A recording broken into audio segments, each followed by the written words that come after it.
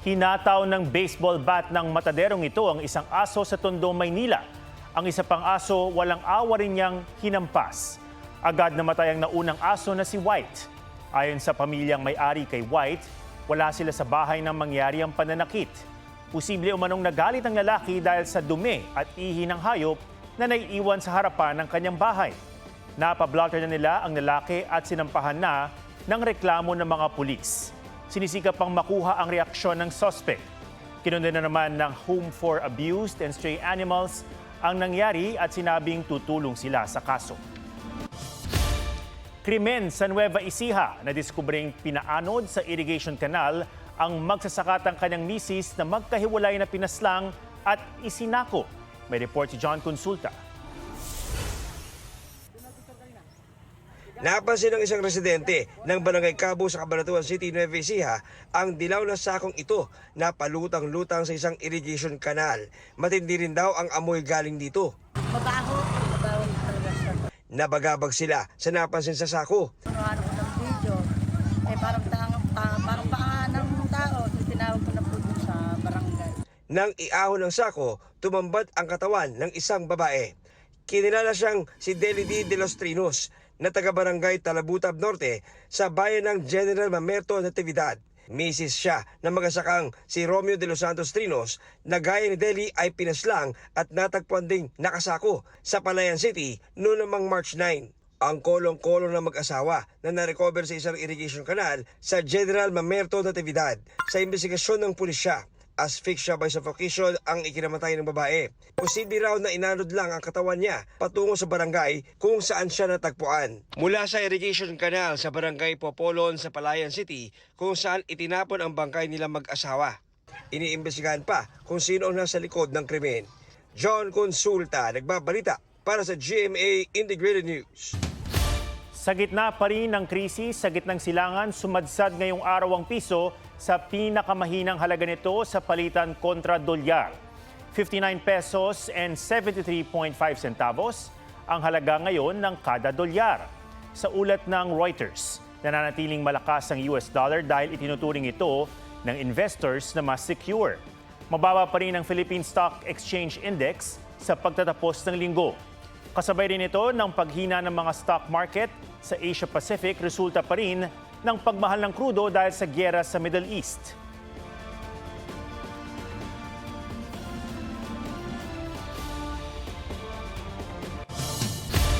Bunsod ng mahinang piso, nakaamba ang dagdag singil sa tubig sa mga taga Metro Manila simula Abril hanggang Hunyo.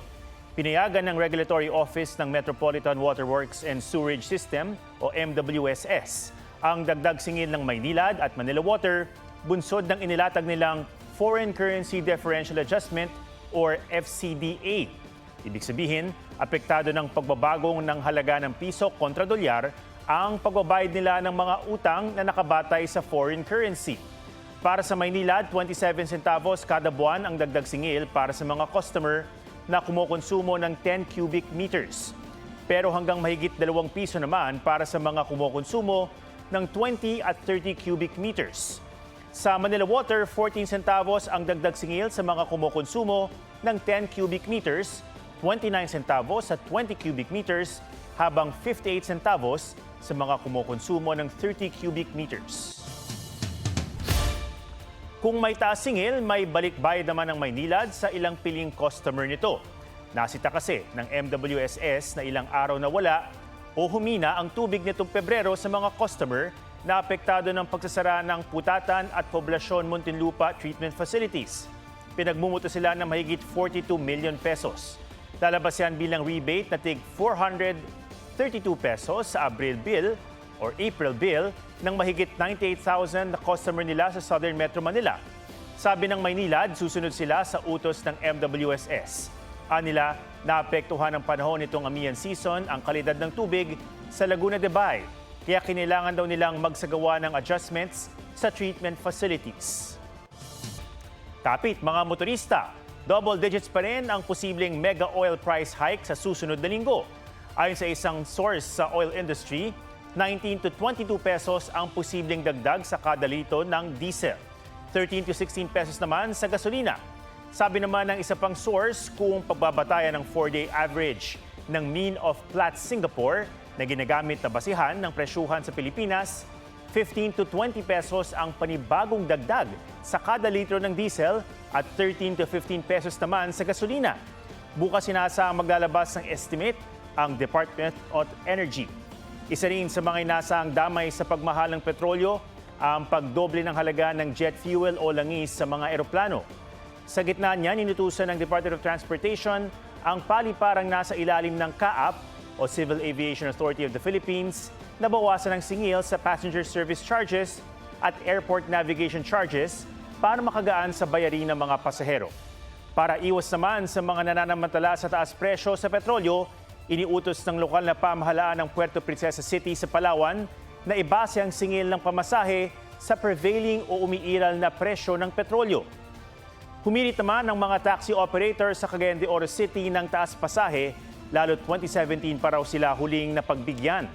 Pag-aaralan daw ng LTFRB ang petisyon.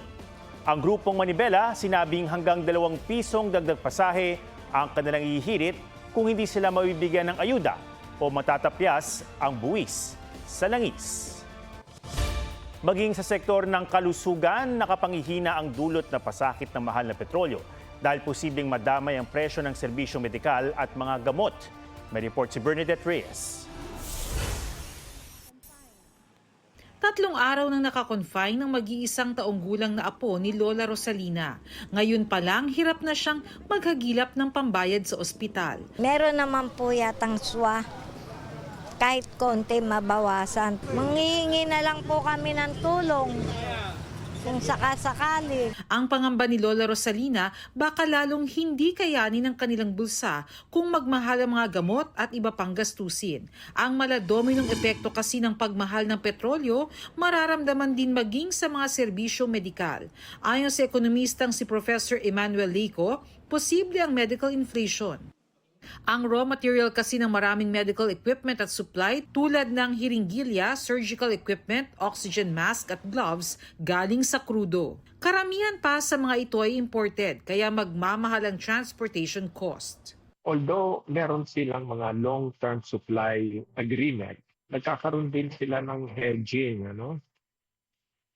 I-anticipate na rin nila na magtataas ng presyo ito. So, umunti-untiin na rin nila. Nakabantay raw ang Health Department sa posibleng pagmahal ng serbisyong medikal at gamot sakaling magkaproblema sa supply chain. Sa ngayon, sapat pa raw ang supply ng medical supplies. Ang supply natin nag-hold out. Wala naman kami nakukuhang ulat na nadidisrupt yung supply chain natin. Patuloy ang dating ng mga gamot, ng mga bakuna. Sakaling magmahal ang mga serbisyong medikal, handa raw ang PhilHealth na palawakin ang mga benefit package nito. Bernadette Reyes, nagbabalita para sa GMA Integrated News. Inilibing na ang babae at lalaking binaril at sinilaban sa loob ng kotse sa Peñaranda, Nueva Ecija. Hustisya ang panawagan ng kanilang mga naulila.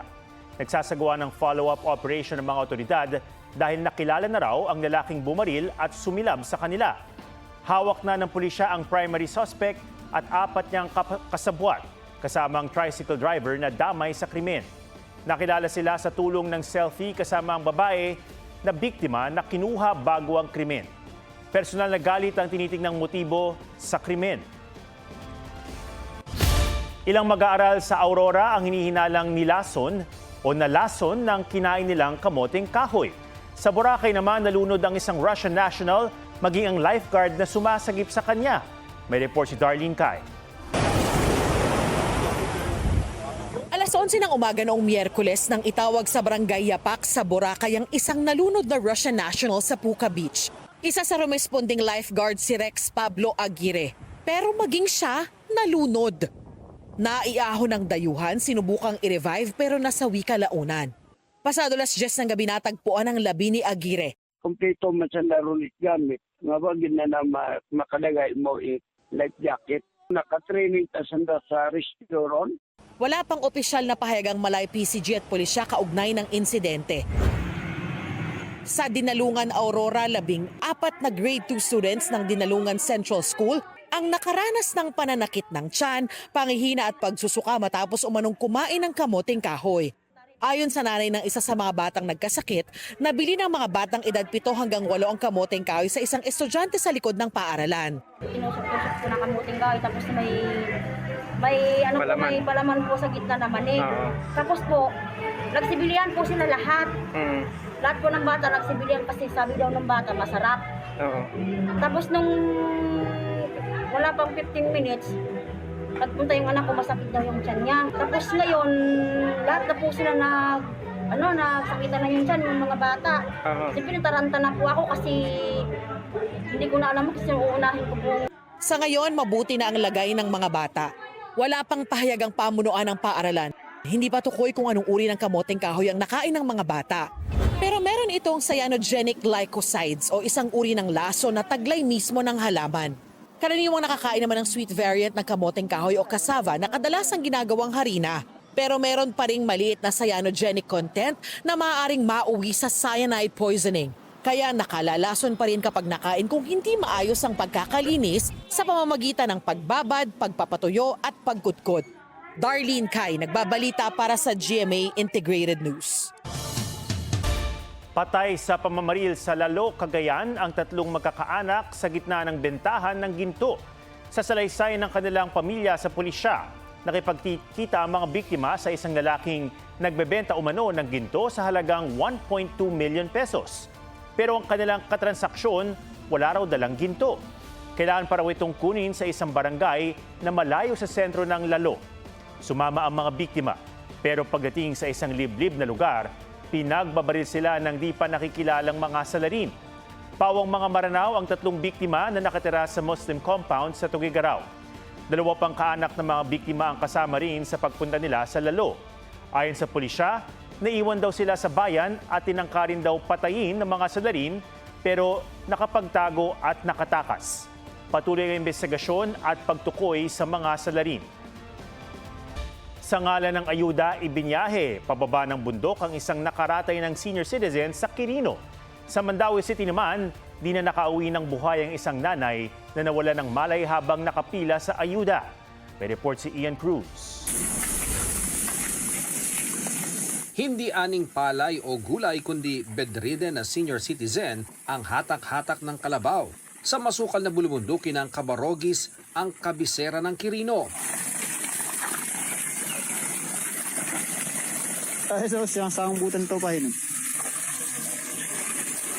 Ibinaba siya sa kapatagan para makuha ang 3,000 pisong social pension mula sa DSWD. Kwento ng kanyang anak, sa pagkakaalam nila, kailangan personal na madala ang ama sa poblasyon o sentro ng bayan para makuha ang ayuda.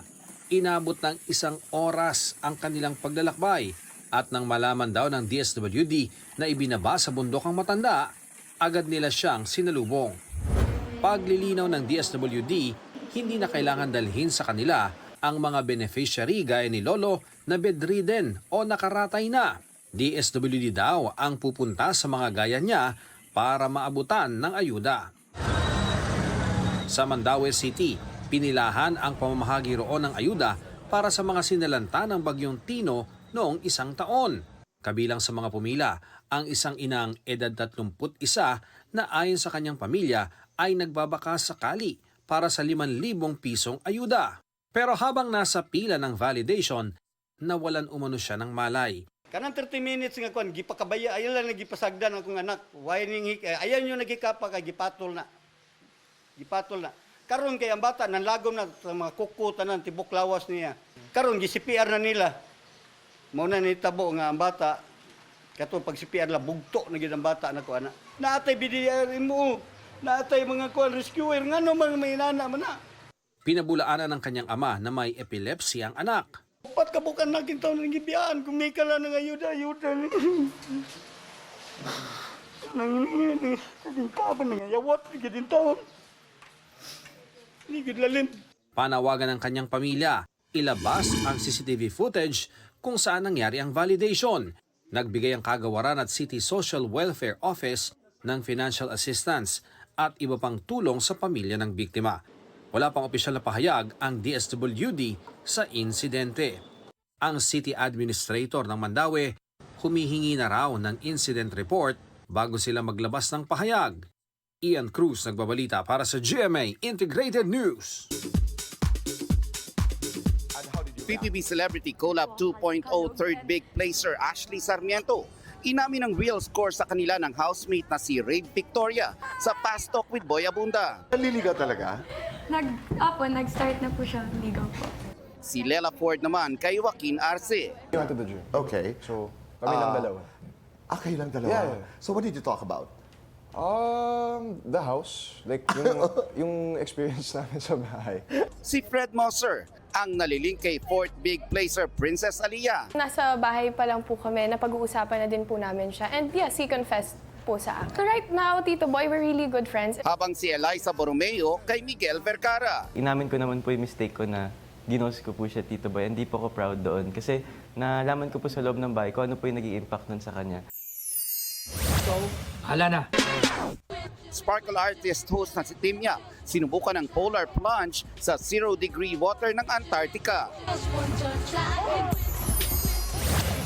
Simula bukas, March 14, muling mapapanood ang Amazing Earth sa newest time slot nito pagkatapos ng 24 oras. Nelson Canlas nagbabalita para sa GMA Integrated News.